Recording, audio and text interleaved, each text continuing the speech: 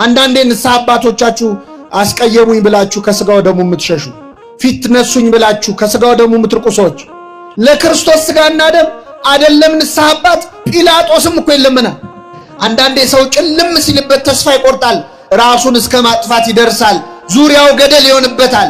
ዝም ብለና ወደ ክርስቶስ ቅረብ፣ የዛኔ እሱ ብሩህ ያደርገው።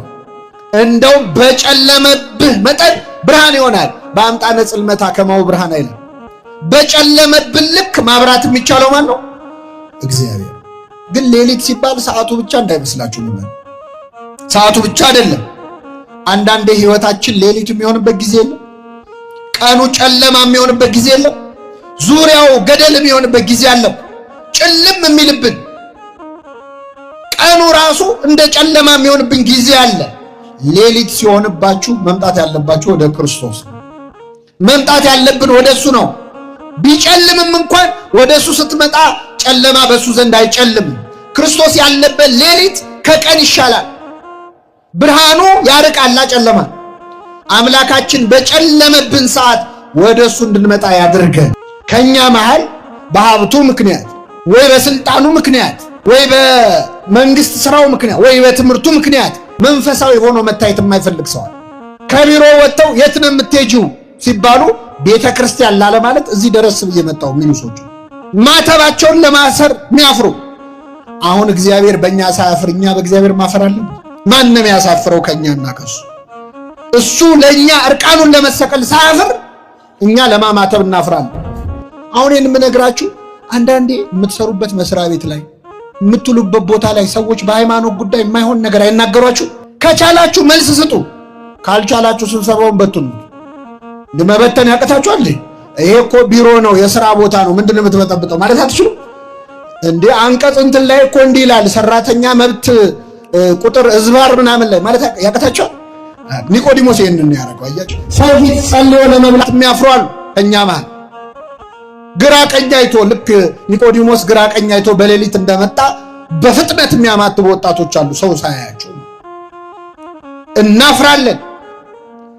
መስሪያ ቤታቸው ላይ ስለ ሃይማኖታቸው እንዲታወቅ የማይፈልጉ እየጾሙ ብሉ ሲባሉ አይ ቆይ ትንሽ ቆያለሁ በኋላ በላለሁ ወይ በልቼ መጣሁ የሚሉ ከትትና አንጻር ከማፈር አንጻር ሲሆን ነው እግዚአብሔር የሚያዝ።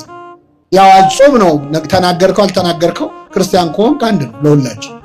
የሚፈራ ሰው አለ ሰጥቶ የሆነ በጎ ነገር ቤተክርስቲያን ውስጥ እየተሳተፈ ግን ሌላ ቦታ ያለውን ነገር የሚያበላሽበት መንፈሳዊ ሆኖ መታየት የማይፈልግ በተለይ ወጣትነት ላይ ፈተናል።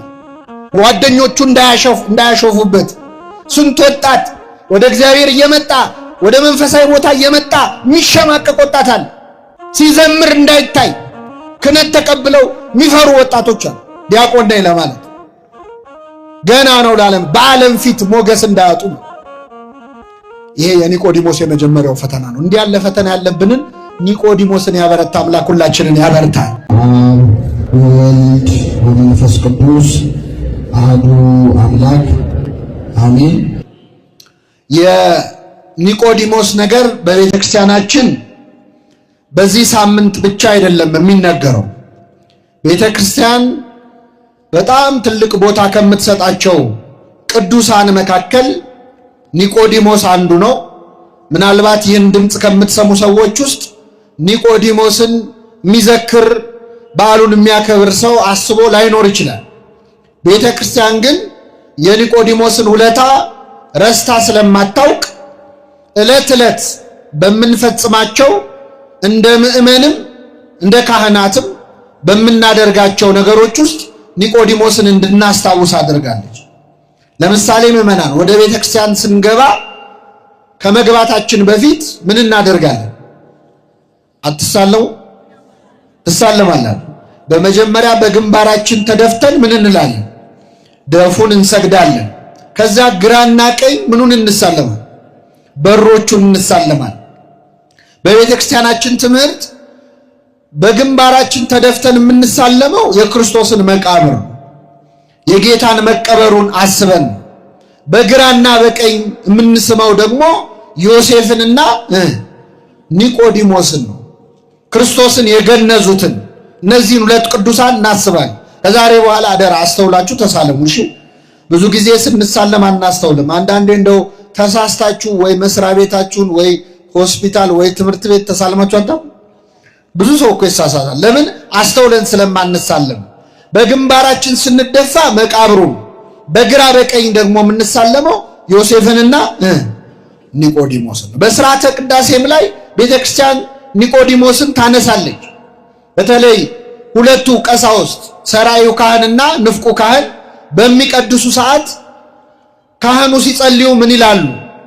እኔንና እዚህ እየተራዳኝ ያለውን ይህንን ካህን ስጋህን እንደገነዙ እንደ ዮሴፍና እንደ ኒቆዲሞስ አድርገን ይላል። ስለዚህ ቤተክርስቲያናችን ኒቆዲሞስን በቅዳሴዋ ሁል ጊዜ ታነሳዋለች። አሁን ደግሞ ዘመነ ትንሣኤ ሲመጣ በዮሴፍና በኒቆዲሞስ ነው ቅዳሴው ራሱ የሚጀምረው። ገነዙት እያለች እያመሰገነች ማለት ነው። ስለዚህ ኒቆዲሞስ የዋዛ ሰው አይደለም። እጅግ ታላቅ ጻድቅ ነው። እጅግ ታላቅ ቅዱስ ነው። በረከቱን ያሳድርብን። የኒቆዲሞስ ክርስትና ብለን ስለዚህ ጻድቅ ሰው እንዴት በተለይ መንፈሳዊ ሕይወቱ እንዴት እያደገ እንደመጣ ከዮሐንስ ወንጌል ብቻ መሰረት አድርገን እንማራለን። እግዚአብሔር አምላካችን በቸርነቱ እንዲያስተምረን ቅዱስ ፈቃድ ይሁንልን። ምዕመናን፣ ኒቆዲሞስ የሚለውን ስም የምናገኘው በዮሐንስ ወንጌል ላይ ብቻ ነው። በሌሎች ወንጌላት ላይ የኒቆዲሞስ ታሪክ አልተጻፈም። ዮሐንስ ወንጌል ላይ ግን 3 ጊዜ ኒቆዲሞስ ተጠቅሷል። የመጀመሪያው የዮሐንስ ወንጌል ምዕራፍ 3 ነው። ሁለተኛው የዮሐንስ ወንጌል ምዕራፍ 7 ነው። ሶስተኛው ደግሞ የዮሐንስ ወንጌል ምዕራፍ 19 ላይ ነው። በእነዚህ 3 ምዕራፎች ላይ ኒቆዲሞስ ተነስቷል። የመጀመሪያው ዛሬ ጠዋት የተነበበው ወንጌል ነው። የአይሁድ አለቃ የነበረ ኒቆዲሞስ የሚባል ከፈሪሳውያን ወገን የነበረ አንድ ሰው ነበር ይላል። የአይሁድ አለቃ ተብሏል ኒቆዲሞስ። የአይሁድ ምን አለቃ? አለቅነቱ ይላሉ አባቶቻችን በ3 ነገር ነው። አንደኛ ኒቆዲሞስ የተማረ ሰው ነው፣ ምሁር ነው። ሁለተኛ ባለስልጣን ነው። በዚያን ዘመን የነበረው የአይሁድ ሸንጎ የአይሁድ ምክር ቤት አባል ነው፣ የፓርላማ አባል ነው በዘመናችን ቋንቋ። ስለዚህ ኒቆዲሞስ አንድ የተማረ ነው፣ ሁለተኛ ባለስልጣን ነው፣ ሶስተኛ ባለጸጋ ነው። ሀብት ንብረት የሞላው የተረፈው ይህ ቀረ የማይባል ባለጠጋ ሰው። 3 ነገር አንዱ ኒቆዲሞስ ላይ አለ። ብዙ ጊዜ 3ቱ ነገር እኮ በአንድ ሰው ላይ አይገኝም አይደል? አንድ ሰው ባለጸጋ ሊሆን ይችላል ግን የተማረ አይሆንም። በጣም ሀብት ኖሯቸው ትምህርቱ ላይ ሳሳ ይላሉ አይደል? አንዳንድ ሰዎች ስልጣን ኖሯቸው ግን ትምህርቱ ላይ ሳሳ። ሀብት ኖሯቸው አንዱ ነገር ላይ ይጎላቸዋል። ዕውቀት ኖሯቸው ስልጣን የላቸው። ስልጣን ሲኖራቸው ትምህርት የላቸው። እንዲህ ያለ የሆነ ነገር ይጎላል። ኒቆዲሞስ ግን 3ቱም ነገር የነበረው የአይሁድ አለቃ ነበር። ቤተክርስቲያናችን ኒቆዲሞስን ግን ዛሬ የምታስበው ሀብቱን አይታ አይደለም፣ ወይም ስልጣኑን አይታ አይደለም፣ ወይም የተማረ ሰው ስለነበር አይደለም። ይህን ሰው ዛሬ የምናከብርበት ምክንያት አንድ ነው። በሌሊት ወደ ኢየሱስ መጥቶ ነበር ይላል። እስኪ በሉ፣ በሌሊት ወደ ማን መጥቶ ነበር? በቃ ይህን ሰው እንድናከብረው ስሙን እንድንጠራ ያደረገን ሀብቱን አይታ አይደለም። ቤተክርስቲያን ስልጣኑ አይደለም፣ ዕውቀቱ አይደለም፣ ለራሱ እንጂ ለመንፈሳዊ ነገር አይጠቅምም። ይህ ሰው በሌሊት ወደ ኢየሱስ ክርስቶስ መጥቶ ነበር። ሀብት ያላቸው ሰዎች በሌሊት ወዴት ነው የሚሄዱት? ገንዘብ ያላቸው ስልጣን ያላቸው ሰዎች ሌሊት የት ነው የሚያሳልፉት? አብዛኛው ኃጢአት የሚሰራው በሌሊት አይደል እንዴ? ሰይጣን እኮ የሚሰለጥነው መናፍስት ሰው ላይ የሚፈነጩት በሌሊት ነው።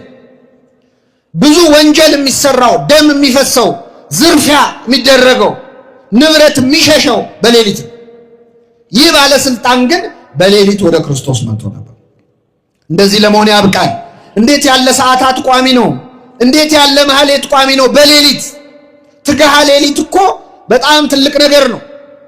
የሌሊቱን ግርማ ሳይፈሩ ወደ ክርስቶስ መምጣት፣ ጨለማውን ሳይፈሩ ገስግሶ መሄጃ አጥቶ አይደለም። ኒቆዲሞስ ሀብት አለው፣ የፈለገበት ማደር ይችላል። ስልጣን አለው፣ በፈለገበት ቦታ መዋል ይችላል፣ ማሳለፍ ይችላል። በሌሊት ወደ መድኃኒታችን ወደ ኢየሱስ ክርስቶስ መጣ። ክርስቶስ በሌሊት ወደሱ የምንመጣበትን ትጋት ያድለን። እግዚአብሔር ሲፈቅድ ነው አይደል መምጣት የሚቻለው መትጋት የሚቻለው። ከነዋ ማሐኬት ከኃጢአት እንቅልፍ አንቅቶ በሌሊት ፊቱ የሚያቆመን ማን ነው? እግዚአብሔር ነው። እና ኒቆዲሞስን የምናከብረው በሌሊት ወደ ክርስቶስ ስለመጣ ነው። በሌሊት ወደ ክርስቶስ ለመምጣት ያብቃን። ግን ሌሊት ሲባል ሰዓቱ ብቻ እንዳይመስላችሁ ምን ሰዓቱ ብቻ አይደለም። አንዳንዴ ህይወታችን ሌሊት የሚሆንበት ጊዜ የለም። ቀኑ ጨለማ የሚሆንበት ጊዜ የለም። ዙሪያው ገደል የሚሆንበት ጊዜ አለ።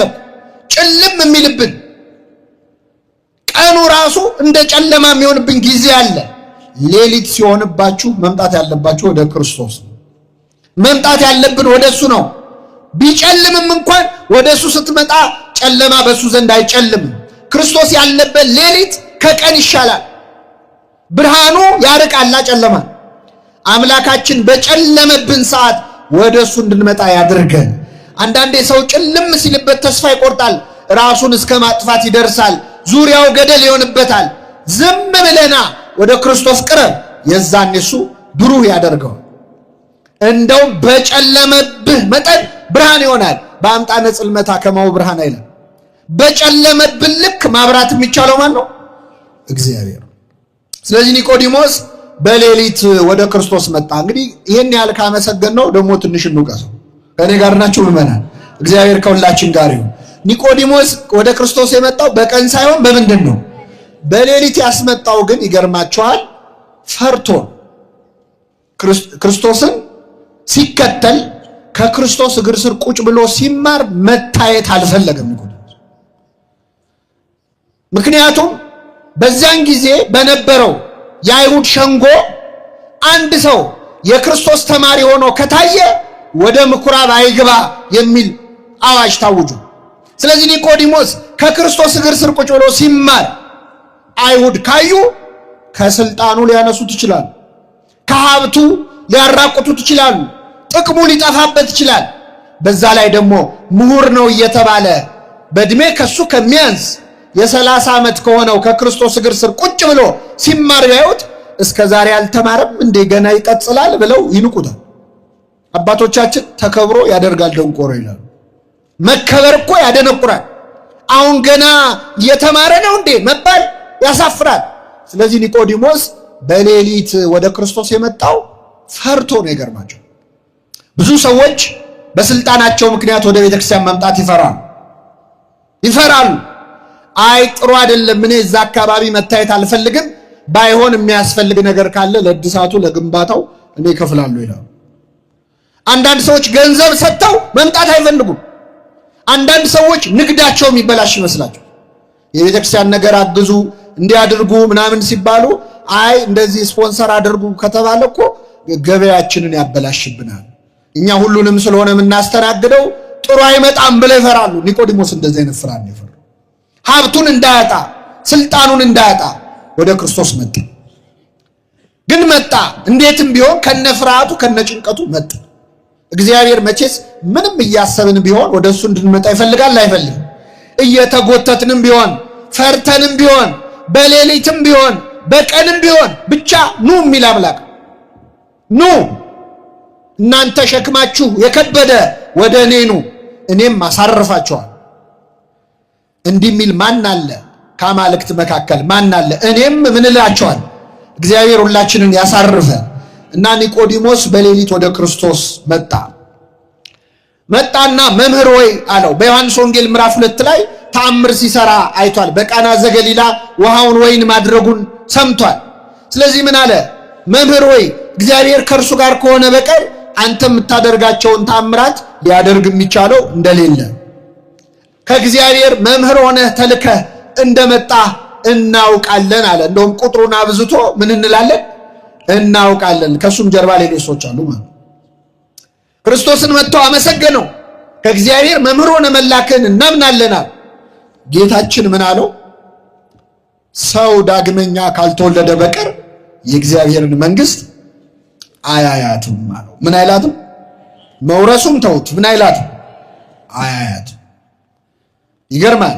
ሰው ዳግመኛ ካልተወለደ በቀር መጥተህ ስላመሰገንከኝ አይደለም፣ መምህር ሆይ ስላልከኝ አይደለም፣ እንዳንተ ያለ ከእግዚአብሔር የተላከ የለም፣ አንተ የምታደርገውን የሚያደርግ የለም ስላልከኝ አይደለም ምንድነው ድጋሚ መወለድ አለብህ አለው። አይገርምም? እሱ እኮ ባለስልጣን ነኝ ብሎ ተኮፍሶ ነው የመጣው። እሱ እኮ ትልቅ ሰው ነው በሱ ቤት።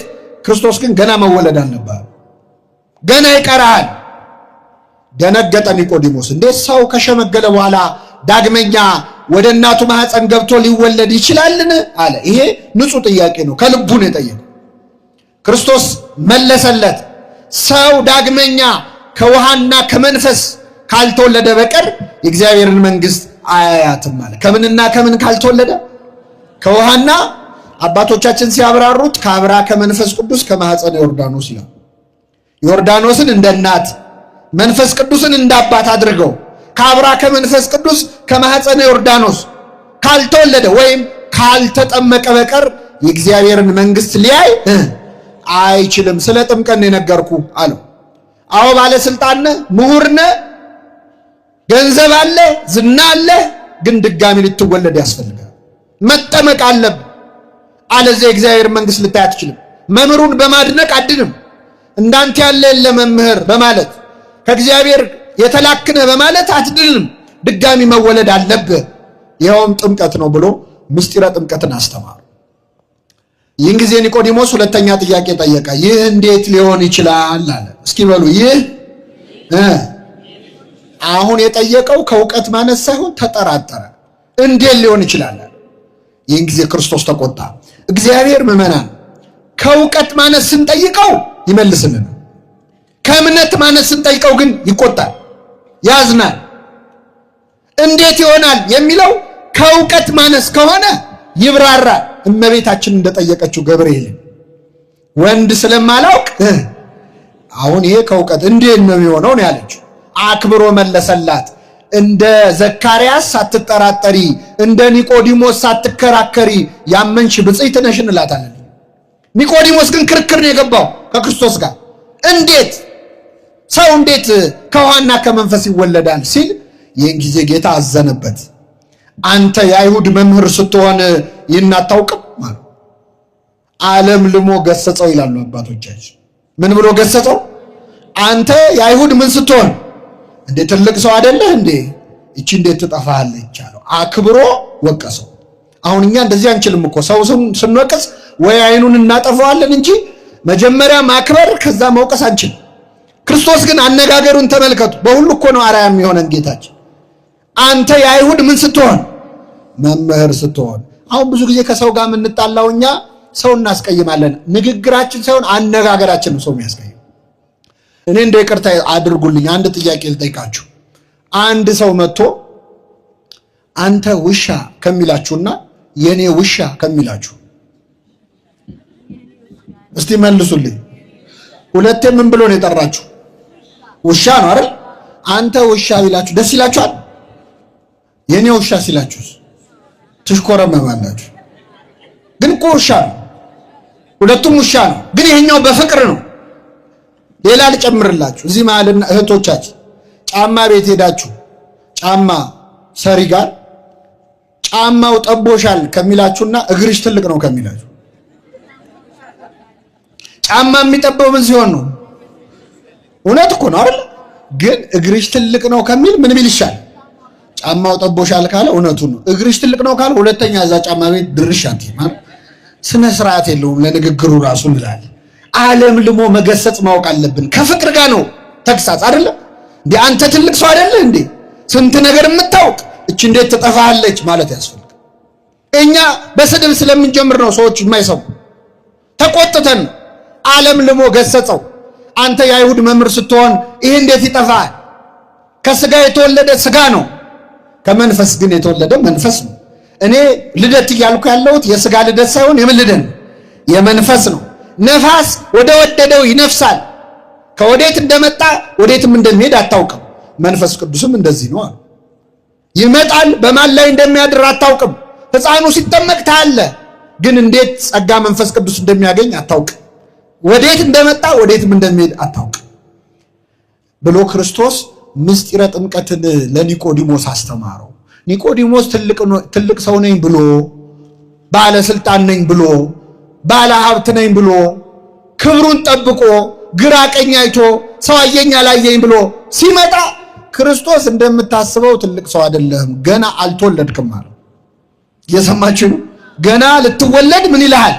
ያስፈልግሃል። እግዚአብሔር እንደዚህ አይነት አምላክ ይህንን ወንጌል ምስጢረ ጥምቀትን አስተማረው። በነገራችን ላይ እንደው ዝም ብዬ ነው እንጂ የምደክመው እዚህ ጉባኤ ላይ ያላችሁ ይሄ ድምጽ የሚሰማችሁ ሁላችሁም በ40 እና በ80 ቀናችሁ አሁን ያነበብኩትን ወንጌል ሰምታችሁታል። ክርስትና ስትነሱ ይሄን አንብባ ነው ቤተክርስቲያን ክርስትና ያነሳችን። አልሰማችሁም? ትዝ አይላችሁ? ለነገሩ የዛን ቀን ቢዚ ነበራችሁ ጡት እየጠባችሁ ሁላችንም ሕፃናት ስለነበር፣ ነፍሳችን ግን ትሰማለች አይደለም? አዎ። ስለዚህ ክርስቶስ ምስጢረ ጥምቀትን አስተምሮ ትልቅ ሰው ነኝ ያለውን ሰው አረ ገና መወለድ አለበት ብሎ መለሰው ማለት ነው። ኒቆዲሞስ በክርስትናው የሚያፍርን ሰው ይመስላል። በዛሬው ዕለት በተነበበው ወንጌል ከኛ መሃል በሀብቱ ምክንያት ወይ በስልጣኑ ምክንያት ወይ በመንግስት ስራው ምክንያት ወይ በትምህርቱ ምክንያት መንፈሳዊ ሆኖ መታየት የማይፈልግ ሰው አለ። ከቢሮ ወጥተው የት ነው የምትሄጂው ሲባሉ ቤተክርስቲያን ላለ ማለት እዚህ ደረስ ብዬ መጣሁ የሚሉ ሰዎች ማተባቸውን ለማሰር የሚያፍሩ። አሁን እግዚአብሔር በእኛ ሳያፍር እኛ በእግዚአብሔር ማፈር አለብን? ማንም ያሳፍረው ከኛና ከሱ። እሱ ለእኛ እርቃኑን ለመሰቀል ሳያፍር እኛ ለማማተብ እናፍራለን። ሰው ፊት ጸልዮ ለመብላት የሚያፍሩ አሉ ከኛ መሃል። ግራ ቀኝ አይቶ ልክ ኒቆዲሞስ ግራ ቀኝ አይቶ በሌሊት እንደመጣ በፍጥነት የሚያማትቡ ወጣቶች አሉ ሰው ሳያያቸው። እናፍራለን። መስሪያ ቤታቸው ላይ ስለ ሃይማኖታቸው እንዲታወቅ የማይፈልጉ እየጾሙ ብሉ ሲባሉ አይ ቆይ ትንሽ ቆያለሁ በኋላ እበላለሁ ወይ በልቼ መጣሁ የሚሉ ከትትና አንጻር ከማፈር አንጻር ሲሆን ነው እግዚአብሔር የሚያዝ። ያው አጾም ነው ተናገርከው አልተናገርከው ክርስቲያን ከሆንክ አንድ ነው ለሁላችን። የሚፈራ ሰው አለ ሰጥቶ የሆነ በጎ ነገር ቤተክርስቲያን ውስጥ እየተሳተፈ ግን ሌላ ቦታ ያለውን ነገር የሚያበላሽበት መንፈሳዊ ሆኖ መታየት የማይፈልግ በተለይ ወጣትነት ላይ ፈተናል። ጓደኞቹ እንዳያሾፉበት ስንት ወጣት ወደ እግዚአብሔር እየመጣ ወደ መንፈሳዊ ቦታ እየመጣ የሚሸማቀቅ ወጣት አለ። ሲዘምር እንዳይታይ ክህነት ተቀብለው የሚፈሩ ወጣቶች አሉ። ዲያቆን ነኝ ለማለት ገና ነው ለዓለም በዓለም ፊት ሞገስ እንዳያጡ። ይሄ የኒቆዲሞስ የመጀመሪያው ፈተና ነው። እንዲህ ያለ ፈተና ያለብንን ኒቆዲሞስን ያበረታ አምላክ ሁላችንን ያበርታል። የዮሐንስ ወንጌል ላይ ኒቆዲሞስ 3 ነው የተጠቀሰው ብያቸዋል። ስንቴ? የመጀመሪያው አሁን የነገርኳችሁ። ሁለተኛ ኒቆዲሞስን የምናገኘው የዮሐንስ ወንጌል ምዕራፍ 7 ላይ ነው። የዮሐንስ ወንጌል ምዕራፍ 7 ላይ ኒቆዲሞስ ለሁለተኛ ጊዜ የዮሐንስ ወንጌል ላይ ስሙ ተጠቅሷል። ምን አደረገ መሰላችሁ? እየሰማችሁ ነው? ኒቆዲሞስ ከመምጣቱ በፊት አይሁድ ወታደሮች ጲላጦስ የሰጣቸው ሮማውያን የሰጧቸው የቤተ መቅደስ ጠባቂ ወታደሮች አሉና እነዚህን ወታደሮች ጠሩና ሂዱና የናዝሬቱን ኢየሱስን አስራችሁ ይዛችሁልን ነው አሏቸው። እሺ ብለው ወታደሮቹ ሰይፍ ይዘው ቆመጥ ይዘው መብራታቸውን ይዘው ሰንሰለት ይዘው ሄዱ። ማንን ሊያመጡ? ክርስቶስ። ከዛ ጌታችን የሚያስተምርበት ቦታ ሲደርሱ ጌታ እያስተማረ ክርስቶስ የሚያስተምረው በሺ የሚቆጠር ሕዝብ ነው። ቆሞ እያስተማረ አዩት። ወታደሮቹ ምን አሉ?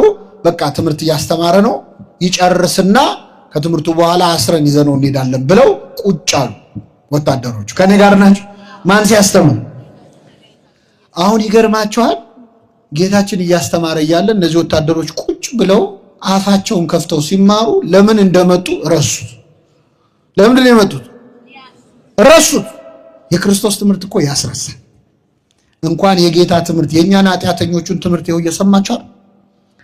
ክርስቶስ ሲያስተምር ብንገኝ እንዴት ነበር የሚሆን? የሱ ቃል እኮ የራሱ የእግዚአብሔር ቃል ነው። በነገራችን እግዚአብሔር ራሱ ሲናገር ማለት ምነው አሁን የሞላው ዓለሙን የሞላው ድምጽ መቅረጫ ቪዲዮ መቅረጫ ምነው በዛ ጊዜ በኖረ ኖሮ ብለዋል አቡነ ሽኖዳ። የጌታን ድምጹን በሰማ ነው ነው። የሱ ድምጽ እኮ ይሰራል። አልዓዛር ውጣ ሲል የሞተው ይወጣል። የሚሰራ ቃል ነው። የራሱ የአምላክ ቃል ነው። ክርስቶስ ሲያስተምር ሰዎች ያሉበትን አያውቁ እና እነዚህ ወታደሮች ቁጭ ብለው ተመስጠው የጌታን ትምህርት ሲሰሙ አሉና ትምህርቱ ሲያልቅ ጌታ ሲያሰናብት ወደ ቤታቸው ሄዱ። ምን ሊያረጉን የመጡት ብያቸዋል? ሊይዙት ነው። ጸሐፍት ፈሪሳውያን ሳይዋቸው ከነሰንሰለታቸው መጡ። እንዴ የታል አሏቸው። ምኑ አሉ። እንዴ ይዛችሁት ኑ ብለን አይደል የላክናችሁ ሲሏቸው ምን አሉ?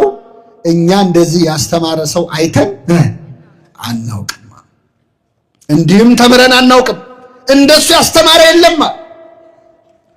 ይህን ጊዜ አይሁድ በጣም ተበሳጩና ምን አሉ መሰላችሁ? አይ እናንተ የሱ ትምህርት የወደዳችሁት እኮ የሱ ትምህርት ጥሩ ሆኖ ሳይሆን እናንተ ስላልተማራችሁ። እስቲ ከተማረ ሰው አንድ ሰው ቁጭ ብሎ የጌታን ትምህርት ሲማር ሰምታችኋል? አንድ ሰው እናንተ እኮ መሐይም ስለሆነ ስላልተማራችሁ። አንድ የተማረ ሰው እንደው እሱ እግር ስር ቁጭ ብሎ የተማረ ሰው አለ አሉ። አለ የለም?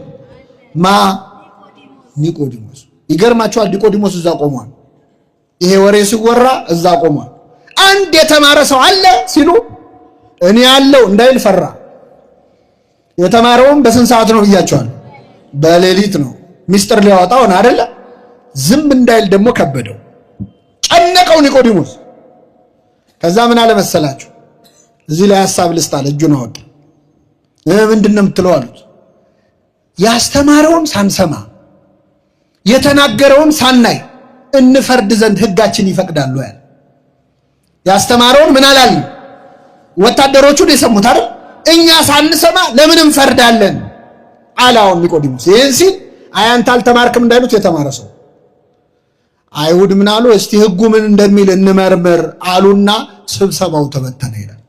ኒቆዲሞስ ስብሰባውን በተነው። አይገርማችሁ? ደፍሮ መመስከር አይችልም፣ ቢያንስ ስብሰባውን በተነው።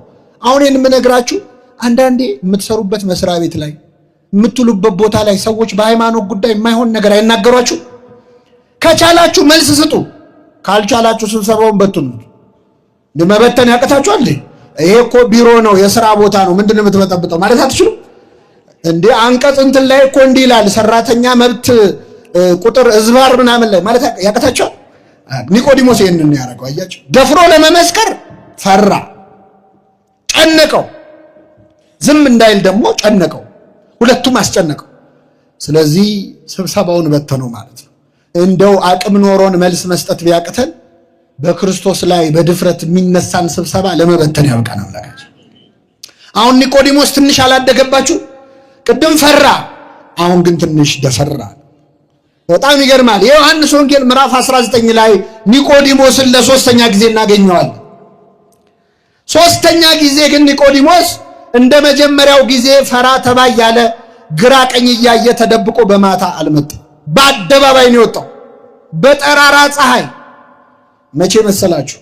ክርስቶስ ተሰቅሎ ሲሞት መስቀል ላይ በሞተበት ሰዓት ኒቆዲሞስ እንደ መጀመሪያው ቀን እስኪመሽ ልጠብቅ ሳይል፣ እንደ ሁለተኛው ቀን ፈራ ተባ ሳይል ብቻውን ወጣ። ይገርማል። የጌታ ደቀ መዛሙርት 12 ናቸው። ከ12ቱ አንዱ ሸጠው ጌታ፣ ሌላኛው ከአንዴም ሶስቴ ካደው፣ ሌሎቹ እግሬ አውጪኝ ብለው ተበተኑ። ዮሐንስ ብቻ ነው እስከ መስቀል የተከተለው። ብቻውን ነበር እኮ ክርስቶስ ዓርብ ዕለት። በመዋረድ ቀን እኮ ዘመድ የለም ማለት አው ባለቅኔው አልቦ ዘመድ ጊዜ ተዋርዶ ይላል ወይ ከውን ባይደ ጊዜ ተዋርዶ ዘመድ። በመዋረድ ቀን ዘመድ የለም፣ ባዕድ ነው ዘመድ የሚሆነው። እነዚህ ሐዋርያት በበላበት የበሉ ባደረበት ያደሩ፣ የቃሉን ትምህርት የእጁን ታምራት ያዩ፣ ሙት ሲያስነሳ ቆመው ያዩ፣ አሳና እንጀራ አበርክቶ ሲያበላ ያስተናገዱ የበሉ፣ ውሃን ወይን ሲያደርግ የጠጡ ሐዋርያት ዓርብ ዕለት አልነበሩም። ብቻውን ነበር ክርስቶስ፣ ብቻውን ነበረ። ማንም ደፍሮ ለሱ የመሰከረ አትንኩት ያለ አንድም ሰው አልነበር። ይህን ቀን ብቻውን እያለ ግን ኒቆዲሞስ ወጣ። ይገርማቸዋል። ጌታ ሆይ እንደ በፊቱ አላፍርብህም አለ። እንደ በፊቱ በሌሊት አልመጣም፣ እስኪመሽ አልጠብቅም ብሎ ከሌላ እንደሱ ካመነ የአርማትያ ሰው ዮሴፍ የሚባል ነበር። ቅድም የመጀመሪያው ወንጌል ስናነብ መምህር ሆይ ከእግዚአብሔር ዘንድ ተልከህ እንደመጣህ እናውቃለን ያለው። ምን እንላለን? ስለዚህ ብዙ ናቸው ተደብቀው የሚያምኑ በክርስቶስ። ዮሴፍ ዘአርማትያም አንዱ ነው። ስለዚህ አብረው መጡ። ክርስቶስ በ3 ሰዓት ነው የሞተው። በነገራችን ላይ መስቀል ላይ ተሰቅሎ ወዲያው የሞተ ጌታ ብቻ ነው። ሌሎች ይቆያሉ። እግራቸው ተሰብሮ መተንፈስ ሲያቅታቸው የሞቱት የግራና የቀኝ ወንበዴዎች። ሌሎቹ እንደውም ሰንበት ካልሆነ 3-4 ቀን መስቀል ላይ ተሰቅለው ካሁን ሞቱ እየተባለ እየተጠበቁ ይከርማሉ። ክርስቶስ ግን በ3 ሰዓት ነው የሞተው። ጲላጦስ ራሱ ገረመው። ከመቼው ሞተ አለ። ከመቼው ሞተ አለ። ለምን ቶሎ እንደሞተ ታውቃላችሁ? 6666 ጊዜ ተገርፏል። ኃይሌ እንደ ገል ደረቀ እንዳለ ክርስቶስ ደክሟል፣ ዝሏል። ምክንያቱም ተገርፏላ። የተገረፈው እኮ ክርስቶስ እኛ ለቡሄ በምናጮኸው ጅራፍ አይደለም። ሮማውያን የሚገርፉበት ጅራፍ እሾህ ያለበት እኮ ነው። ጅራፉ ራሱ ሚስማር ያለበት የሾሉ አጥንቶች ያሉበት ሰውነት ላይ ካረፈ በኋላ ስጋ እየነጨ የሚነሳ። አንዳንዴ ስጋውን ነጭተው ድጋሚ ሊገርፉት ሲሉ ስጋውን አራግፈው ነው ከዛ በኋላ የሚገርፉ። የስቃይ ቀን ነበር። ስለዚህ በ3 ሰዓት ውስጥ መስቀል ላይ ስጋ የተሰቀለ እኮ ነው የሚመስለው። ባየነው ጊዜ እንወደው ዘንድ ደም ግባት የለውም፣ መልክና ውበት የለውም ነው የሚለው እኮ። መልክና ውበት ብቻ አይደለም፣ መልክም አልነበረው። ሲያዩት አይመስልም፣ ተሸፍኗል በደም። በዛ ሁኔታ ላይ ያለ ዮሴፍና ኒቆዲሞስ ተነሱ። ኒቆዲሞስ በቃ ማታ እስኪመሽ አልጠብቅም ባለ። ዛሬ ነው በአደባባይ እምነቴን የምገልጸው። ይገርማል። እንዴት አይነት ጻድቅ ነው ኒቆዲሞስ! ሐዋርያ በፈሩበት ቀን ደፈረ። ስልጣኔ ገደል ይግባል፣ ሀብቴ ለዚህ ቀን ካልሆነ ለምን ይሆናል? ወጣ በአደባባይ። ልብ አድርጉ። ክርስቶስ አይቶ ሊታዘበው የማይችልበት ቀን እኮ ነው ያቀናል። ክርስቶስ ሞቷል እኮ አይደል? እንደው ሲያየኝ ያዝንብኛል እንኳን ሊል አይችልም፣ ሞቷል። በሞተ ሰዓት ሐዋርያ ሆኖ ተነሳ ኒቆዲሞስ። ከዮሴፍ ጋር ተነስተው ወደ ጲላጦስ ሄዱ ይላል። የኢየሱስን ስጋ ለመኑት። እስኪ በሉ የኢየሱስን ስጋ ለመኑት። የክርስቶስን ስጋ ለመለመን ያብቃል። ለሁላችን ስጋውና ደሙን ይስጠን። እነሱ የለመኑት ጲላጦስን ነው፣ እኛ የምንለምነው እሱን ራሱን ነው፣ ባለቤቱ። ስጋህን ደምህን ስጠን ለስርየት እንዲሆነን እያልን አንዳንዴ ንስሐ አባቶቻችሁ አስቀየሙኝ ብላችሁ ከስጋው ደሙ የምትሸሹ፣ ፊት ነሱኝ ብላችሁ ከስጋው ደሙ የምትርቁ ሰዎች ለክርስቶስ ስጋና ደም አይደለም ንስሐ አባት ጲላጦስም እኮ ይለምናል። ጲላጦስን ለመኑት ስጠን ስጋውን ብሎ። እንዴት አይነት ጻድቅ ሰው ነው! ደጅ የማይጸናው ኒቆዲሞስ፣ ባለጸጋው ኒቆዲሞስ ለጌታ ስጋ ሲሆን ግን ደጅ ጸና። ስጠኝ እባክህ አለ። ፈቀደላቸው። ደብዳቤ አጽፈው መጡ። ከመስቀል አወረዱት። እንዴት ያለ ክብር ነው ክርስቲያኖች! በጣም ከባድ እኮ። የክርስቶስን ስጋውን ከመስቀል ምን አሉት? አወረዱት። ሐዋርያት የሉም እኮ እንቅበረው አላሉ፣ እንገንዘው አላሉ። ኒቆዲሞስ ግን ሊገንዘው ተነሳ። ውድ ሽቱ አመጣ። ውድ ሽቱ ቅመም አምጥቶ ገንዘቡን አፈሰሰ። በቃ ከሱ አይበልጥብኝም አለ። ስልጣኔም ገደል ይግባ፣ ገንዘቤም ምንም አይሰራም፣ ለክርስቶስ ያልሆነ ምን ይሆናል? ገነዙት ክርስቶስ። ሞትከኑ መንሥኤሆሙ ለሙታን፣ ሙታንን የምታስነሳ ሆይ ሞትክን። ደከምከኑ መጽንዔሆሙ ለድኩማን፣ ደካሞችን የምታጸና ሆይ ደከምክን እያሉ እያለቀሱ ገነዙት። ይህን ጊዜ ጌታ በመላእክቱም ይላሉ በመለኮቱም ይላሉ ሊቃውንት ምን ብለው እንደሚገንዙ ነገራቸው እግዚአብሔር። ስለዚህ ቅዱስ እግዚአብሔር፣ ቅዱስ ኃያል፣ ቅዱስ ሕያው የማይሞት እያሉ ዛሬ በዓለም አቀፍ ኪዳን የምናደርስበት ማለት ነው። እኛ ጋር ብቻ አይደለም፣ በምስራቁም በኦሪየንታሉም በኢስተርኖቹም ጭምር አንድ ነው። ቅዱስ እግዚአብሔር፣ ቅዱስ ኃያል፣ ቅዱስ ሕያው የማይሞት እያሉ ገነዙት። ክርስቶስን መገነዝ እንዴት ያለ ክብር ነው! እንደው እንዴት ችለው ገነዙት ምእመናን! እንዴት ችለው አይኑን ከደኑት! አይን የሚያበራውን አምላክ ማለት ነው።